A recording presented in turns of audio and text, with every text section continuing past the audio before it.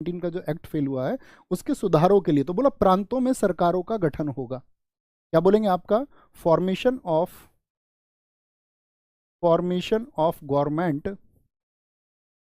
Government in provinces. और इसके लिए क्या किया गया दोस्त? इसके लिए 1585 सीट प्रांतों में सरकारों के लिए, इसको बोलते हैं 1937 में प्रांतीय चुनाव हुए थे। तो बहुत इंपॉर्टेंट प्रश्न बनता है, भारत में प्रांतीय चुनाव कब हुए थे?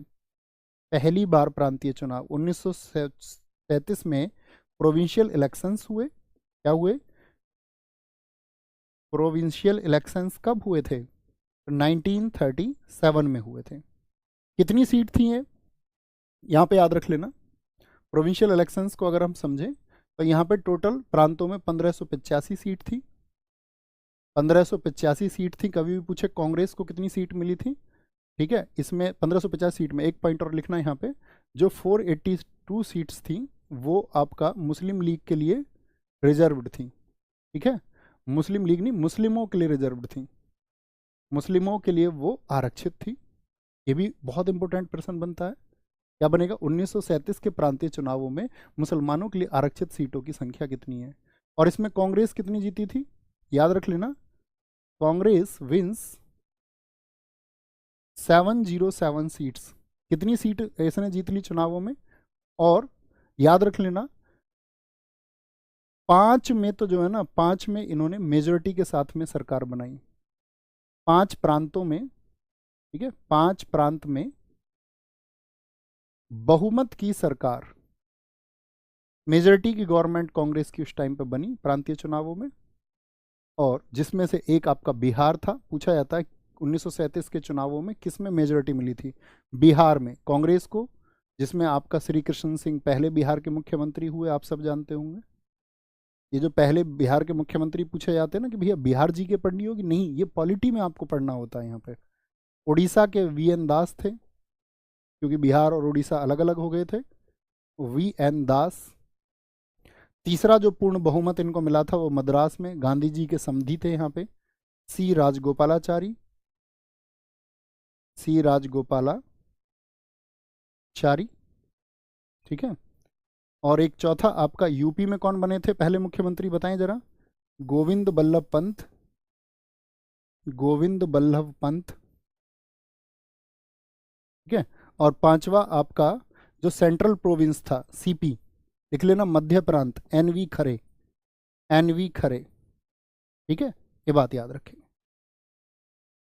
तो ये सरकारें सफल हुई थी या नहीं, ये समझना पहली बात, तो ये याद रखेंगे। ये छोटे पॉइंट्स हैं, एग्जाम में बहुत पूछे जाते हैं, बहुत महत्वपूर्ण भी है। लेकिन आपसे पूछा जाएगा जो प्रांतीय चुनाव हुए और जो यहां पर सरकारें बनी, लेकिन याद रख लेना, कहीं याद रख लेना, ये सरकारें सिर्फ 28 माह चली थी। सरकारें 28 माह बाद क्या हुआ? इन्होंने रिजाइन कर दिया। क्यों भैया? इन्होंने कह दिया कि यार ये ब्रिटिश गवर्नमेंट बड़ा मूर्ख समझ रही है हमको। अभी तो कह रही थी कि प्रांतों में चुनाव होंगे, तुमको ऑटोनॉमी मिलेगी, तुम अपने मामलों पर खुद आपका क्या बोलेंगे कई विषयों पर आप कानून बना सकते हैं। लेकिन सेकेंड वर्ल्ड वॉर कब शुरू हुआ था, मेरा प्रश्न आपसे ये है।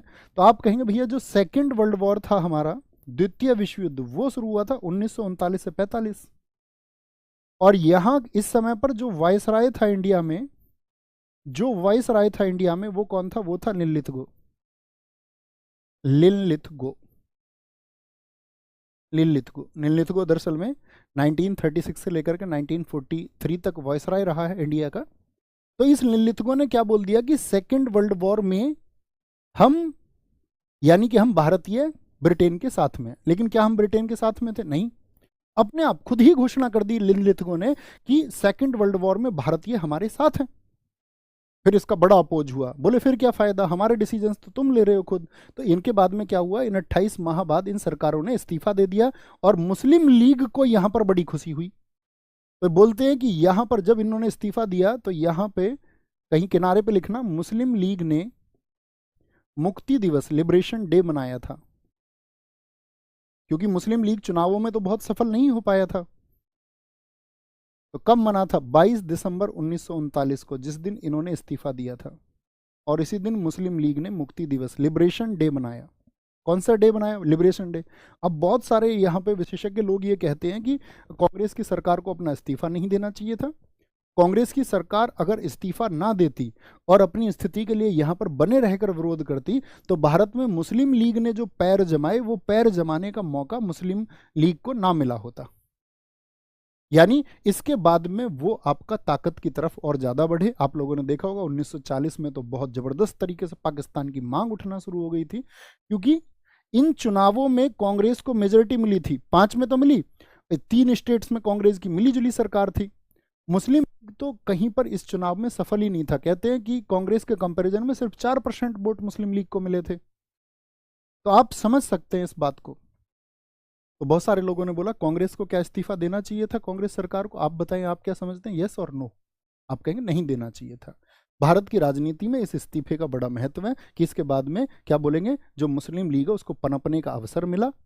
और लिलिथगो की ये जो घोषणा है, अब ये कैसे हो भारतीयों का, आप आगे पढ़ेंगे क्रिप्स मिशन में कि क्रिप्स मिशन भारत में आएगा ही इस बात के लिए कि सेकंड वर्ल्ड वॉर में हम भारतीयों का सहयोग प्राप्त कर चुके, क्योंकि हम तो भुगत चुके। फर्स्ट वर्ल्ड वॉर में भी इन्होंने यही कहा, ठीक है, वो डोमिनेंट स्टेटस दिया नहीं इन्होंने। फिर तो सेकंड वर्ल्ड वॉर में हम इनके साथ नहीं हुए और भारतीयों को मनाने के लिए क्रिप्स मिशन आएगा। उसके बारे में पढ़ेंगे जब क्रिप्स मिशन में कि वो कितना कामयाब रहा था, क्या उनकी डिमांड्स थी, क्यों आया था। ठीक है, लास्ट के 2 बिंदु लिखिए। 1935 के अधिनियम में शक्तियों का विभाजन किया गया। शक्तियों का विभाजन, शक्तियों का विभाजन किया गया, यानी डिवीजन ऑफ पावर्स हुआ। आपसे मैं पूछूंगा डिवीजन ऑफ पावर्स कब हुआ था, किस एक्ट में? तो भैया 1935 के एक्ट में हुआ, जिसमें क्या बोला गया, कुछ विषय दिए गए आपका संघ को, अर्थात सेंटर को दिए गए। ठीक है, सेंटर को दिए गए। कुछ विषय प्रांत को दिए गए। बताइए संघ को कितने विषय दिए गए थे? कुछ आपका प्रोविंसेस को दिए, और तीसरा आपका दिए समवर्ती, जैसे आज भी हम पढ़ते हैं। बताएं किस जगह आप पढ़ते हैं इनको? समवर्ती अर्थात आपका कॉन्कुरेंट।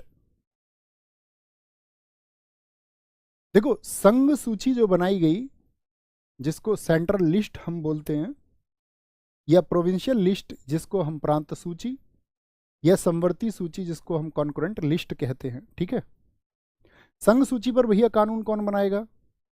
तो सेंट्रल गवर्नमेंट बनाएगी। इस पर जो कानून बनाएगा वो कौन बनाएगा?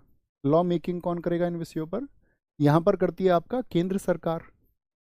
और 1935 के अधिनियम में ऐसे विषयों की जो संख्या थी वो रखी गई थी आपका 59। ठीक है, प्रांत सूची जिस पर सरकार बनाएगी आपका, प्रांत सूची जिस पर आपका कानून बनाएगी राज्य सरकार, स्टेट गवर्नमेंट, स्टेट गवर्नमेंट, ऐसे सब्जेक्ट रखे गए थे 54। और समवर्ती सूची जिस पर क्या बोलेंगे, संघ और प्रांत, संघ सरकार और प्रांत सरकार दोनों कानून बना पाए, ऐसे विषयों को आपका कॉन्करेंट लिस्ट में, जिनकी संख्या थी 36। मुख्य बिंदु नोट करना यहां पर, देखो जो संघ सूची में भी ना आए, प्रांत सूची में भी ना आए, समवर्ती सूची में भी ना आए, उसको हम क्या बोलते हैं? उसको हम बोलते हैं अवशिष्ट विषय, रेजिडरी सब्जेक्ट्स होते हैं वो। ठीक है, आप बताओ आज वर्तमान में अवशिष्ट विषयों पर कानून कौन बनाता है? तो अवशिष्ट विषय जो दिए गए थे यहाँ पर 1935 में, वो वायसराय को पावर दी गई। किसको? वायसराय को शक्ति दी गई कि भैया अवशिष्ट विषय समझ गए ना क्या है? रेजिडरी जो साथी सब्जेक्ट्स हैं, रेजिडरी जो सब्जेक्ट्स हैं, यानी कि जो ना तो आपका संघ सूची में आए। भाई आज जैसे हम बोलते हैं संघ सूची में आज 100 विषय हैं आज के संविधान में। राज्य सूची में कितने विषय हैं? पहले 66 होते थे, 5 घटा दिए गए, तो आज 61 विषय हैं। पहले आपका जो समवर्ती कॉन्करेंट लिस्ट है उसमें 47 सब्जेक्ट होते थे, जो 5 घटाए गए राज्य सूची से वो कहाँ ला दिए गए? समवर्ती में, यानी आज 52 हो गए। लेकिन जो उनमें भी ना आए वो रेजिडरी है। बहुत बढ़िया भैया, पीएम बोल रहे हैं, पीएम, बहुत बढ़िया। विकेंद्रीकरण क्या होता है बच्चों समझाया है क्लासेस में। प्लीज मेरी रिक्वेस्ट है आप सब लोगों से, देखो ऐसा नहीं है कि मैं आपके इस प्रश्न को, कोई दिक्कत, आगे आएंगे। संघीय न्यायालय की स्थापना हुई। अगला बिंदु लिखो, संघीय न्यायालय। किस एक्ट से हुई थी? दोस्त अगर आवाज़ में आज कोई दिक्कत रही हो तो उसके लिए कोऑपरेट करेंगे, मेरा गला थोड़ा ठीक नहीं है ना। दरअसल में हुआ क्या था कि मैं ठंडे पानी से नहा लिया, कल बारिश भी हुई थी। इस्टेब्लिशमेंट और मैं सुबह सुबह 5:30 बजे समझो तुम ठंडे पानी से नहा लिया मैं, वो पानी भी कुछ ज़्यादा ठंडा, ठीक है, नॉर्मल चलाई वगैरह, थोड़ा लेट था। तो संघीय न्यायालय की स्थापना की गई, इस्टेब्लिशमेंट ऑफ फेडरल कोर्ट हुआ, और इसमें क्या बोला गया, एक चीफ जस्टिस होंगे यानी एक मुख्य न्यायाधीश होंगे, एक मुख्य न्यायाधीश, और साथ में आपका 6 अन्य न्यायाधीश। तो कुल मिलके कितने हुए बताएंगे जरा फटाफट से?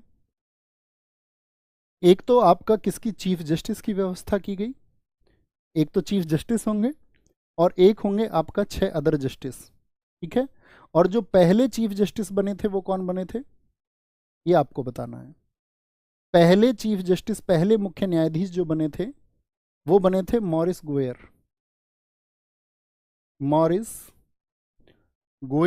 पहले मुख्य न्यायाधीश बने थे, किसके, संघीय अदालत के, फेडरल कोर्ट के, ठीक है। अब देखो एक्ट पूछे तो 1935, लेकिन संघीय न्यायालय की स्थापना किस ईयर में हुई, तो 1937 में।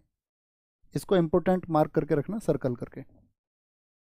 एक्ट पूछेगा 1935, जैसे आरपीएफएसआई में पूछ लिया था, ईयर पूछ लिया, तो हम लोग जनरली याद रखते हैं 1935 का अधिनियम,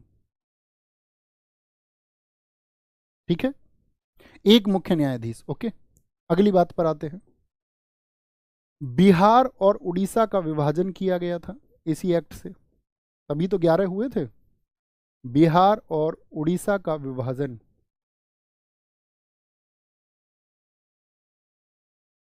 division of Bihar and Orissa, कब हुआ था ये, याद रख लेना। देखो बिहार और उड़ीसा का विभाजन मैं बोलूं तो ये हुआ है 1 अप्रैल 1936 को, 1936 को दोनों को जब अलग किया गया, बिहार और उड़ीसा को। लेकिन बिहार और उड़ीसा को कभी भी लिखे, छोटा सा बिंदु बना लेना, बिहार और उड़ीसा को बंगाल प्रेसिडेंसी से कब अलग किया गया था, बिहार और उड़ीसा, क्योंकि आपको याद हो जब मैंने 8 लिखवाई तो दोनों एक साथ लिखवाए थे, यानी पहले दोनों साथ थे। बिहार और उड़ीसा को बंगाल प्रेसिडेंसी से प्रेसिडेंसी से प्रेसिडेंसी से 1912 में अलग किया गया था, यानी बंगाल प्रेसिडेंसी से दोनों अलग हुए 1912 में, बंगाल प्रेसिडेंसी से, ठीक है। और फिर ये दोनों सेपरेट कब हुए, बिहार और उड़ीसा, 1 अप्रैल 1936 को हुए। यहीं अलगाम में याद रख लेना, बर्मा आज किस देश, आज किस नाम से जानते हैं हम, बर्मा को भारत से अलग कर दिया गया। एक्ट कौन सा है, 1935, लेकिन यहां पर भी ईयर पूछे तो 1937, ठीक है। RBI, reserve bank of India की स्थापना कब हुई थी, आरबीआई की स्थापना हुई, establishment of reserve bank of India. इसको आप इकोनॉमिक्स में बहुत विस्तार से पढ़ेंगे, आरबीआई से एसएससी बहुत क्वेश्चन पूछता है, अन्य आयोग भी, 1 अप्रैल 1935 को। बाद में आप जानते हैं इसको नेशनलाइज किया गया था आपका 1949 में, राष्ट्रीयकरण इसका 1949 में हुआ। ये हमारी आज की कक्षा थी जिसमें हमने 1919 के अधिनियम को और 1935 के अधिनियम को बहुत विस्तार से जाना है। नोट्स बना पाते हैं ना, एक बार थम्स अप करें, एक बार रिवीजन करते हैं और फिर क्वेश्चन की प्रैक्टिस करते हैं। होम रूल आंदोलन क्यों हुआ था, बोले भाई फटाफट से शॉर्ट पॉइंट। होम रूल आंदोलन हुआ डोमिनियन की मांग के लिए, इनको लगा कि भाई ये लोग अपने कानून खुद बनाना चाहते हैं, तो यहाँ पे एक दिलासा दिया अगस्त घोषणा के माध्यम से, मॉन्टेग्यू बोले कि इंडिया में एक रिस्पॉन्सिबल गवर्नमेंट होगी। मैंने आपको ये बता दिया उपनिवेश क्या होता है, संरक्षित राज्य, अधिराज्य और संप्रभु राज्य, इस पर बहुत समय हमने दिया। भारत शासन अधिनियम जो आया उसको मॉन्टेग्यू चेम्सफोर्ड रिफॉर्म्स कहते हैं। उसमें बात की गई केंद्र में द्विसदनात्मक व्यवस्था, बाइकैमरल सिस्टम इन सेंटर किया गया। प्रांतों में द्वैध शासन लागू हुआ जो 1935 में खत्म हो गया, ठीक है। प्रांतीय विषय, मुख्य विषय वायसराय कार्यकारिणी को दिए गए लेकिन रिस्पॉन्सिबल नहीं बनाया गया। जो आपके छोटे विषय यानी कि मामूली विषय थे उनको भारत मंत्री के साथ वायसराय को लेकिन रिस्पॉन्सिबल भी कर दिया। 8